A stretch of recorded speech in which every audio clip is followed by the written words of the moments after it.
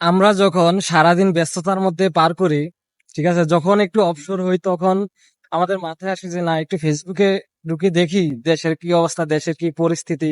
হুম। একটু মনটা ফ্রেশ হবে, এই কারণে মূলত ফেসবুকে ঢুকি। কিন্তু আসলে কি মন ফ্রেশ হবে, মন আরো বেশি খারাপ হয়ে যায়। মানে মন আরো বেশি গুমরা হয়ে যায়।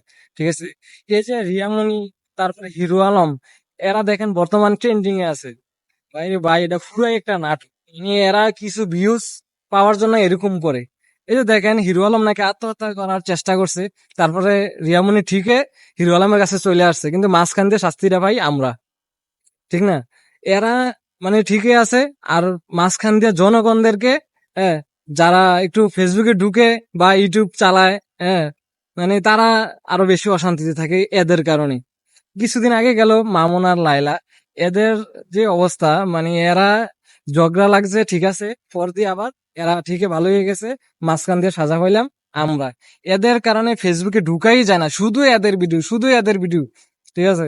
আর সাংবাদিকরাও পারে ভাই, কেমনে কি আমি আমার মাথায় ধরে না।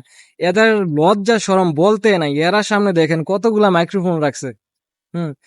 আর আসলে আজকাল একটা মোবাইল ফোন আর একটা মাইক্রোফোন অথবা একটা ক্যামেরা হইলেই সাংবাদিক হইয়া যায়। এই জন্য আসলে সঠিক সাংবাদিক যারা আছে তারা সম্মানটা পায় না, সঠিক মূল্যায়নটা পায় না এদের মতো সাংবাদিকদের কারণে। আগে মানুষ সাংবাদিকদেরকে অনেক সম্মান করতো, কিন্তু বর্তমানে এরকম কিছু হুম হলুদ সাংবাদিকদের কারণে আজকে সাংবাদিকরা সম্মান পায় না। দেখেন কোন অবস্থায় গিয়ে আমাদের দেশটা পৌঁছেছে। আসলে কি বলতাম এদেরকে নিয়ে, বেশি কিছু বলার নাই। এদেরকে সামনে পাইলে জুতা দিয়া পেটাইতাম, বুঝছেন? এরার কারণে খুব অশান্তিতে আছি। ফেসবুকে চালাই শান্তি পাই না, ইউটিউবে চালাই শান্তি পাই না, কোনো কিছুতেই শান্তি নেই অনলাইন প্ল্যাটফর্মে।